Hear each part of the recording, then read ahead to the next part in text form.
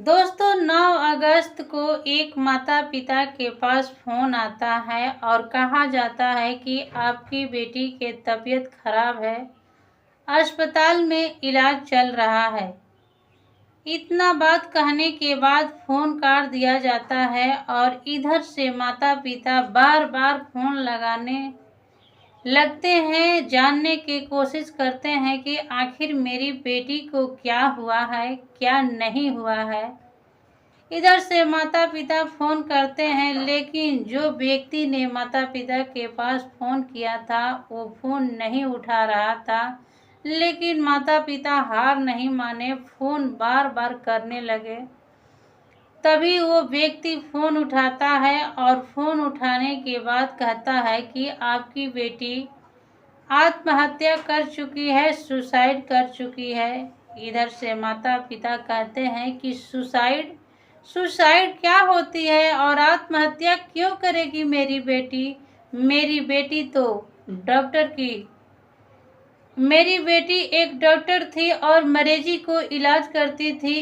क्या मेरी बेटी कैसे सुसाइड कर सकती है। इतना बात पर वो व्यक्ति फ़ोन काट देता है और माता पिता रोते बिलखते आरजेडी कल मेडिकल कॉलेज पहुंचते हैं कोलकाता के। और जाने के बाद उसे बहुत ही अच्छे से बैठा दिया जाता है। बैठाने के बाद माता पिता को 3 घंटे के इंतज़ार कराया जाता है और कनाफूसी चल रहा है। तभी थोड़ी देर बाद एक व्यक्ति आता है और कहता है कि इसको सुलझा लिया जाए, बहुत अच्छा रहेगा। इस बात पर माता पिता भड़क जाते हैं और कहने लगते हैं ये कैसी बात हुई। तभी पिता सेमिनार हॉल में जाते हैं। जब सेमिनार हॉल में जाते हैं तो बेटी को अर्धनग्न को देखते हैं तो फूट फूट कर चिल्ला चिल्ला कर रोने लगते हैं। कहने लगते हैं कि आखिर मेरी बेटी को ऐसे दरिंदगी किसने किया, उसको सजा होनी चाहिए।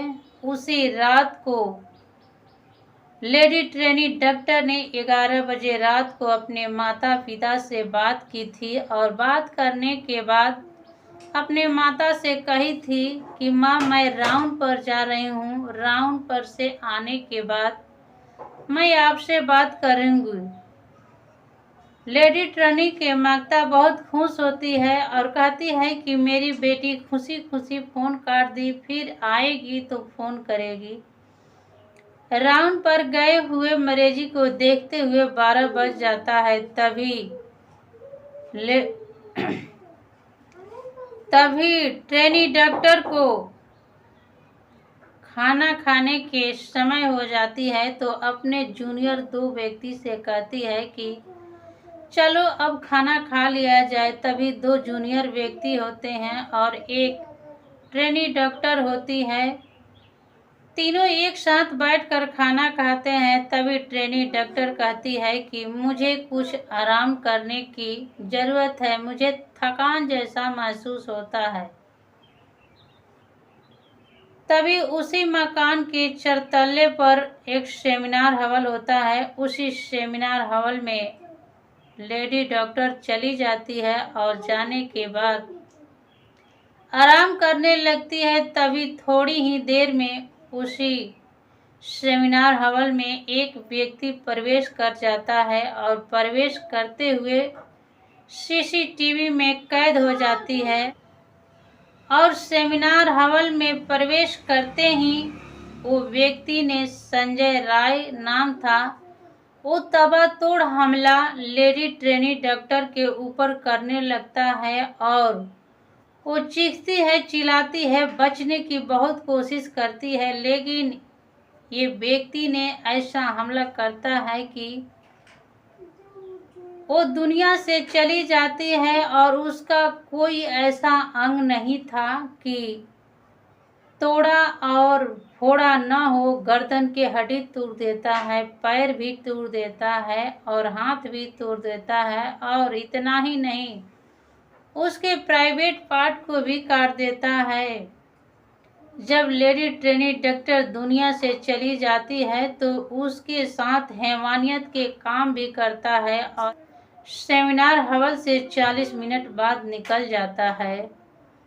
निकलने के बाद सुबह होते ही उस सेमिनार हॉल में एक कर्मचारी जाता है तो खून से लथपथ लाश को देखकर फूट फूट कर रोने लगता है और चीखने चिल्लाने लगता है। तभी सारे अस्पताल के कर्मचारी और डॉक्टर बाहर आते हैं और धरने पर बैठ जाते हैं कि अगर देश के डॉक्टर सुरक्षा नहीं रहेंगे तो देश के नारी सुरक्षा कैसी रहेगी। ये ऐसी दरिंदगी हुआ था जैसे निर्भया के साथ हुआ था। आखिर कानून तो कहता है कि मैं बहुत अच्छे से सीबीआई जांच करा रहा हूं और सीबीआई जांच पर विश्वास है। सुशांत सिंह के आज तक सीबीआई जांच के हवाले किए गए हुए सबूत हाथ नहीं लगा। क्या इस लेडी ट्रेनी डॉक्टर को इंसाफ मिल सकता है या नहीं, ये तो कानून ही जानता है। हम सब लोगों के कहना ये है कि दुनिया में अगर नारी सुरक्षा नहीं रहेगी तो देश के क्या हाल होगा और कैसे देश के नारी कुछ कर सकेगी या बन पाएगी। संजय राय ने लेडी ट्रेनी डॉक्टर के शरीर को इतना हैवानियत कर डाला कि कहने योग्य नहीं था। इस बात को पूरा सोशल मीडिया पर सुर्खियां बिटोरने लगी और इसकी ही चर्चा चारों तरफ चलने लगी। और वो माता पिता एक कोलकाता के हाई कोर्ट में जाकर याचिका दायर करते हैं।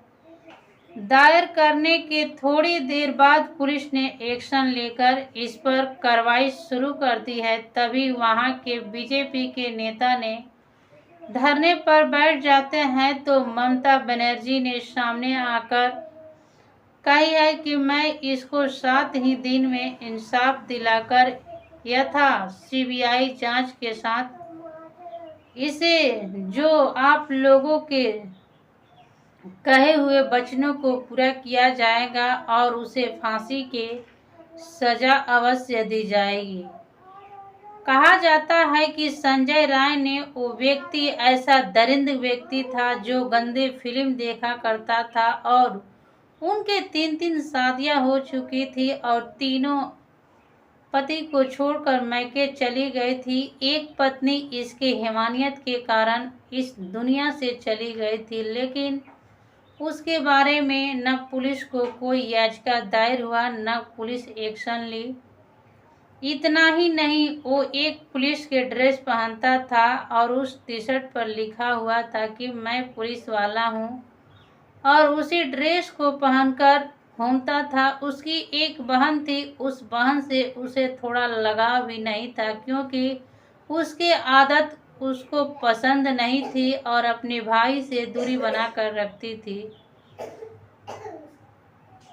महज 12,000 की नौकरी करके उस अस्पताल में मरीजी को भर्ती कराता था और ट्रीटमेंट कराता था और बड़े बड़े अफसरों से लिंक लेकर आज ऐसी दरिंदगी काम कर दिया कि उस लेडी ट्रेनी डॉक्टर को इंसाफ कौन दिलाएगा। और इंसाफ दिलाने के लिए उसे तो फांसी की मांग लोग करते हैं। देखें सरकार क्या करती है क्या नहीं।